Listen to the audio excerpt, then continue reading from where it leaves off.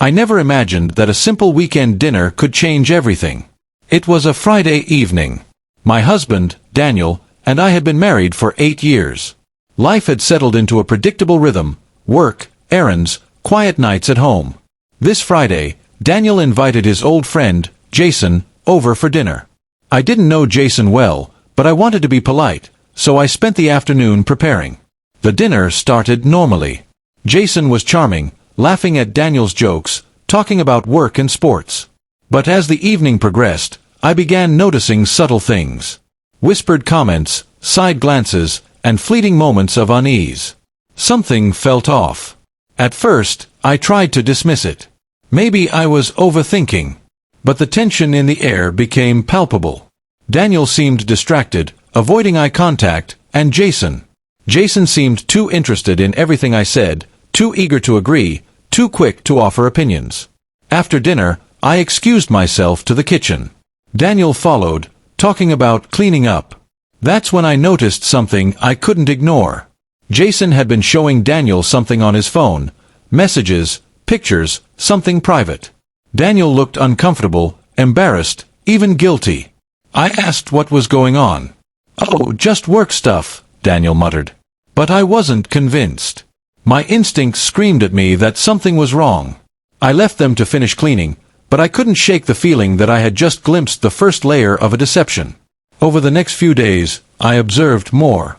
Daniel became defensive over small questions, avoided discussing Jason, and spent more time with him than ever before. I tried to talk to Daniel, gently at first. "Are you sure everything's okay with Jason?" I asked one evening. He stiffened.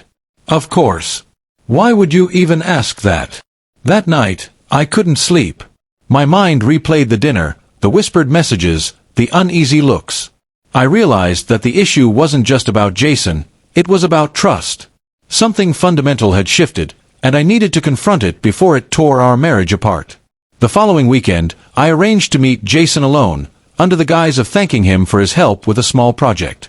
Sitting across from him, I watched his confident smile fade as I asked the question that had been burning inside me. "Have you been manipulating Daniel?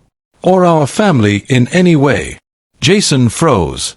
Then, slowly, he admitted it. Not the full story, but enough. He had been exploiting Daniel's friendship, planting doubts, and stirring unnecessary tension between us, all for his own gain. Financial schemes, secret plans, and misrepresented information had left Daniel blind to what Jason was truly doing. When I confronted Daniel with Jason's admission, I expected anger, blame, or denial. Instead, I saw something I hadn't seen in years: clarity.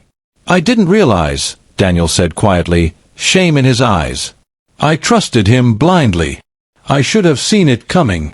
That moment changed everything. Instead of letting betrayal destroy us, Daniel and I chose to face it together. Jason was cut out of our lives, and boundaries were firmly set. Trust needed rebuilding, but we were willing to do the work. Weeks later, I reflected on the entire experience. I realized that betrayal isn't always about romantic infidelity. It can be subtle, insidious, a friend who manipulates, a partner who doesn't see the truth, or outside influences that disrupt a family quietly over time. But more importantly, I learned that confronting the problem, however uncomfortable, is the first step toward protecting your life, your marriage, and yourself. Trust may be fragile, but honesty, clarity, and courage can restore it. That weekend could have been the end of our marriage.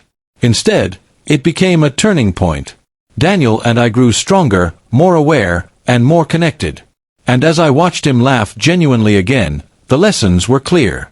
Pay attention to instincts. Confront betrayal directly.